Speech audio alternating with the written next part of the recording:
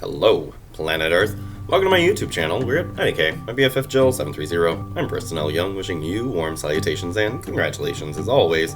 You've made your way to the Buffington Post. So today I'm going to do what I promised you like 3 months ago, which is do a little video to get ready for tomorrow's issue of Angel and Faith.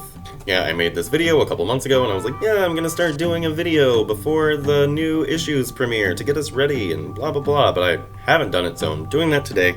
So I went back and I pulled up comments from the last 3 issues of Angel and Faith. So, without further ado, let's talk about it. I'm fresh. You gotta be fresh. Alright, so for issue number 20, everybody pretty much enjoyed the issue. I've only got like 3 comments here, but Andre says, yes, Arceus looks totally like Lord Zed.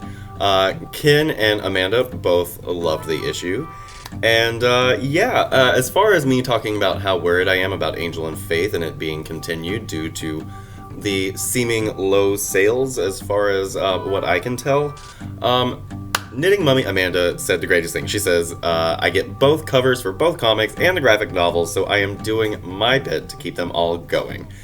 She talks about how she hopes that they don't drop Angel and Faith and how they could bring those characters and kind of absorb them into Buffy proper.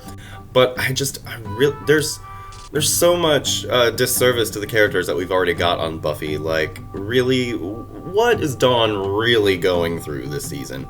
Dawn keeps being ignored, Willow keeps being ignored. I think bringing in Angel and Faith and Sophronia and Lavinia and even Ko and now Fred, there's just so much that we're not getting from our characters in either book that I feel like it would be impossible for them to truly absorb those characters into Buffy without going to a 40-issue season like season 8, and so that's kind of the issue that I have with that.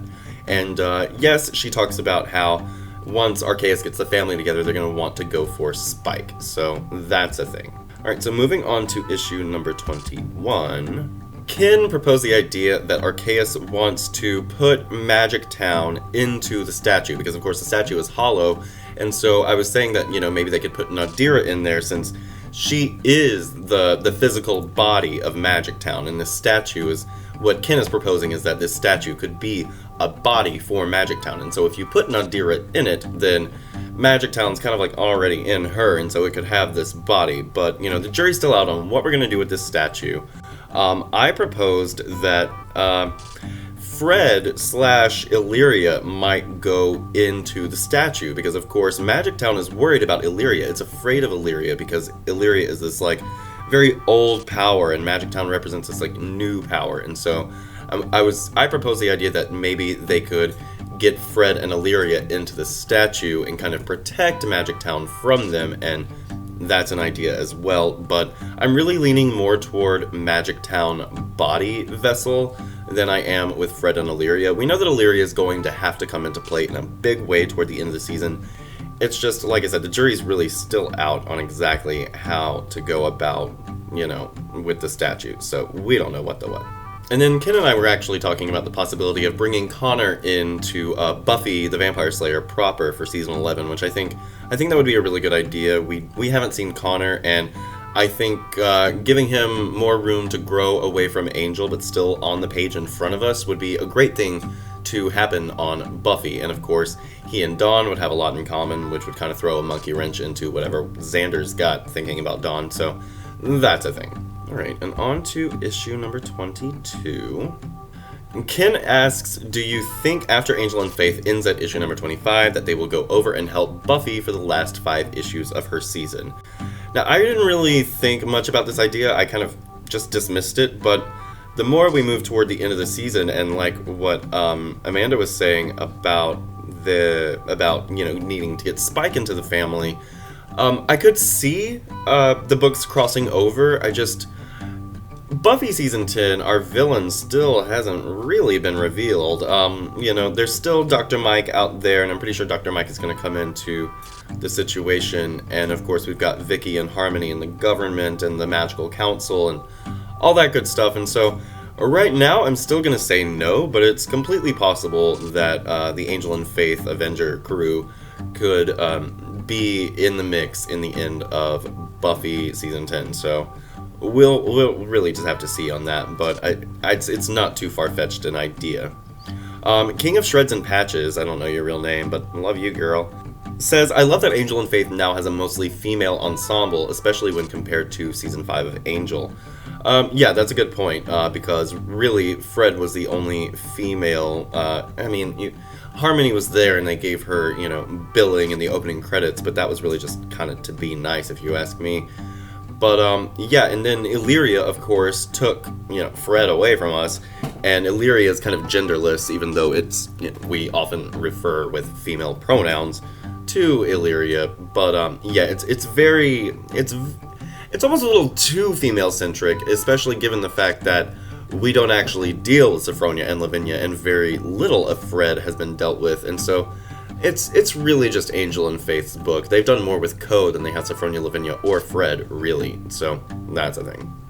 Ken and King of Shreds were talking about how much they miss Cordelia, and I am working on not working actively, but I'm trying to work out a game plan for a Cordelia Buffyverse discussion, because Cordelia offers something very, very unique to the Buffyverse that most of our other characters just don't have. Cordelia has this thing, and we will be getting to that, but I'm not sure exactly when I'm going to mix that in. And back to the Connor discussion, I was wondering, we haven't seen Connor in so long, but, the idea kind of came to my head, could Arceus really control Connor? And I don't think that we're actually going to see Connor at all for the rest of Season 10, but I feel like that's a real misstep, because genealogically, you would think that Arceus would in fact be able to control Connor, since he is a product of 2 of his children, more or less. But yeah, that's pretty much where we are, and I will say that as far as the Angel and Faith ending at number 25, how awesome is it that we are helping each other, because Wednesday didn't realize that Buffy was going to 30 issues and that Angel was stopping at 25. She thought Buffy was stopping at 25 too, and Ken was like, no, check it out. And so, hey, we're all helping each other. Stay in tune with the Buffyverse. Like, my channel's working. Yay. Yeah, that's pretty much all I wanted to say today. I told you I was going to do this, so here I am doing it. I realize that there aren't as many comments or views for Angel and Faith as there are for Buffy, but whatever. We love Angel and Faith. We gotta support them. As Knitting Mummy was saying, she buys both copies every time with both covers, so good on you, and I hope some of you who can afford it, of course, are following suit. So that's pretty much all for today, you guys. Tomorrow's Angel and Faith Season 10, number 23, so stay tuned for a review for that. I'm really excited to see what's going on with Fred and Illyria and Nadira and Magic Town and Arceus and Drusilla. It's crazy. Have a great day, and we'll see you next time. Bye.